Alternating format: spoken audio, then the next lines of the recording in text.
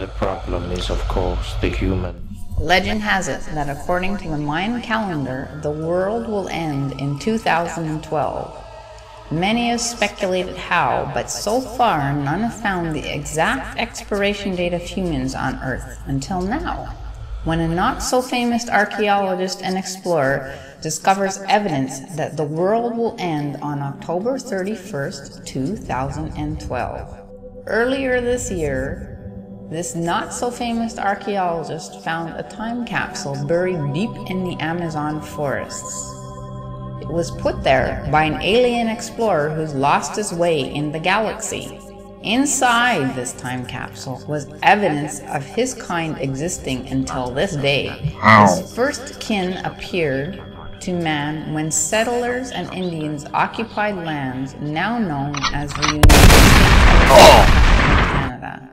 One day, not long ago, on the planet of Lementar, a famous scientist discovers his forefathers were the same long-lost intergalactic explorers, and he set out and to spend his life to find out what happened to his great-great-great-great-great-great-great-grandpa those many years before.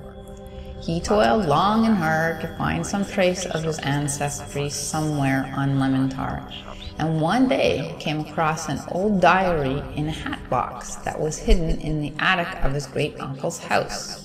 He found a diary and some star maps and set to work to build a powerful telescope and space probes to scour the galaxy for a sign of which way his great-great-great-great-great-great-great-great-great-grandpa went. One day, telemetry was returned from one of the many probes he sent out into the universe, and so he set his telescopes to scour that part of the universe for the planet where he landed. Maybe, with some luck, they settled there, built a great civilization, and if this was so, perhaps it was time his descendants from the planet of Lementar should reach out and make contact with these long-lost brethren. One day, the scientist woke up and found that one of his assistants had pinpointed the very planet where his great-great-great-great-great-great-great-great-great-grandpa landed. The planet was called Earth. And so the scientists set out to get detailed pictures of Earth to see if it even supported life and if his ancestors had offspring. A new, more powerful probe was built that would travel to the Earth and orbit it, and then send back pictures of data of Earth happenings. Years went by and life continued, until one day, pictures were relayed back to Lementar. The scientist had died, but his great-great-great-grandson, who followed in his footsteps, was there to receive the data, and along with his assistants started poring over the information and were horrified at the fate that had befallen their kinfolk on Earth, and the horrid images of torture that his kin were undergoing, and the joy that every one of those earthlings seemed to be having. "Cannibals!" he screamed. "Murderers! Torturers!" He ran to the media and local politicians and science conferences to show his data. The people of the planet of Lementar became enraged and set out to build a huge army with giant weapons and rescue ships to rescue as many of their brethren as possible, and then to destroy the evil beings of the planet Earth.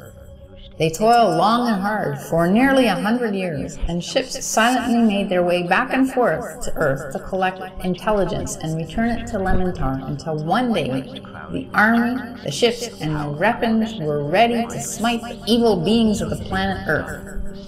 There was a great gathering of Lementarians as they sent their fleet on its way.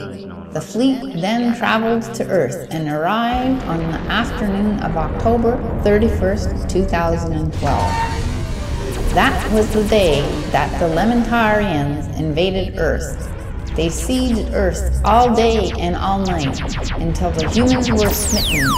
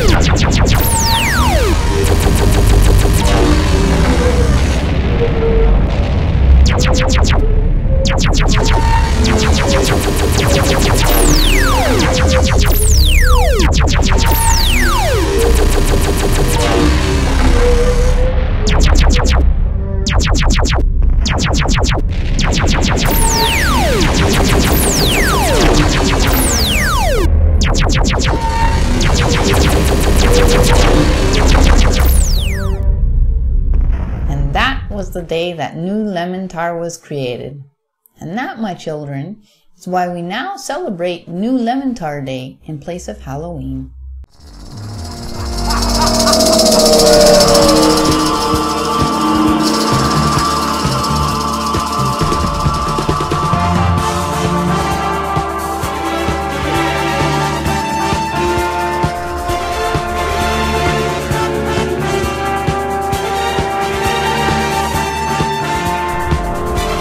Never before in the history of the world had such a mass of human beings moved and suffered together. This was no disciplined march. It was a stampede, without order and without a goal. 6 million people, unarmed and unprovisioned, driving headlong. It was the beginning of the rout of civilization, of the massacre of mankind.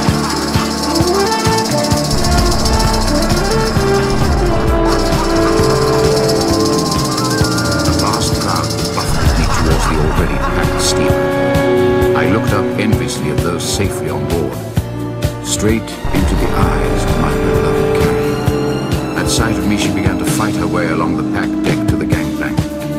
At that very moment, it was raised, and I caught a last glimpse of her despairing face as the crowd swept me away from her.